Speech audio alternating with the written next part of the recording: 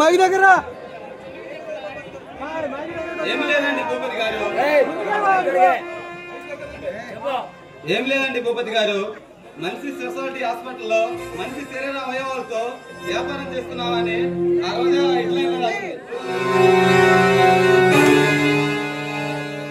అంతేకాదు శర్మ గారు, చట్టాన్ని కాపాడవలసిన అధికారులే ఉన్నారని, న్యాయాన్ని రక్షించాల్సిన న్యాయవాదులే అవినీతి పనులకు తోడుగా ఉన్నారని రాసింది.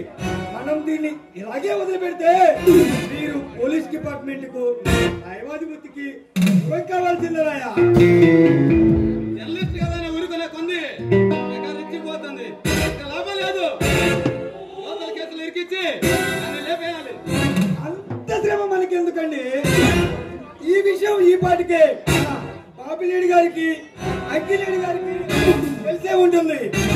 ఆ విషయం మందాక రాకుండా దాన్ని వాళ్ళే చూసుకుంటారు. మనకి మరి కొద్ది క్షణాల్లో చేస్తారు. చూడండి భూపతి గారు,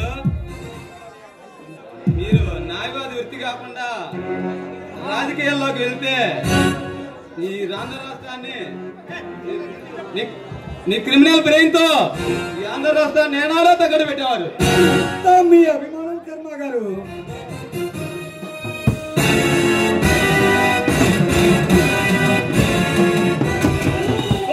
శర్మ గారు, నేను జర్నలిస్ట్ రాజాన్ని హత్య చేసి వస్తుంటే ఆ ఎస్పీ భరత్ చంద్ర గారు నన్ను చూశారు. నేను తప్పించుకొని పారిపోయి వచ్చాను.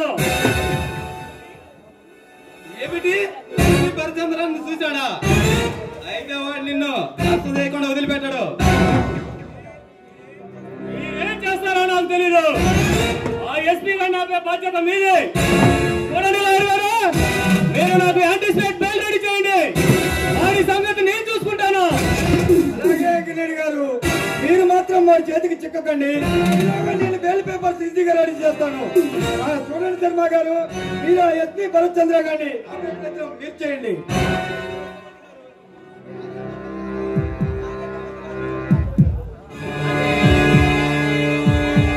అలాగే భూపతి గారు, నేను వేరే పై తీసుకుని వెళ్తున్నా, పంపిస్తా. ఈ లోపు మీరు జాగ్రత్త పడండి. చూడండి భూపతి గారు, వీడి మీద ఒక కన్నేసి ఉంచండి. ఎందుకైనా మంచిది, వీడు పోలీసుడే కదా. ఎంత మాట అన్నారండి? ఈ శర్మ నేను మీ అన్నయ్య గారైన బాపినేడి గారి అన్నదమ్ములతో బ్రతుకుతున్న వాళ్ళం. మమ్మల్ని అవమానిస్తే మీరు మీ అన్నయ్యని అవమానించినట్లు అవుతుంది సార్. సారీ లాయర్ గారు, మీ అభిమానానికి చిన్న టెస్ట్ పెట్టానంతే. మీరెళ్ళి ఆ బెయిల్ సంగతి చూడండి. అలాగే కిరణ్ గారు, మరి కోర్టు టైం అవుతుంది, వెళ్ళొస్తాను.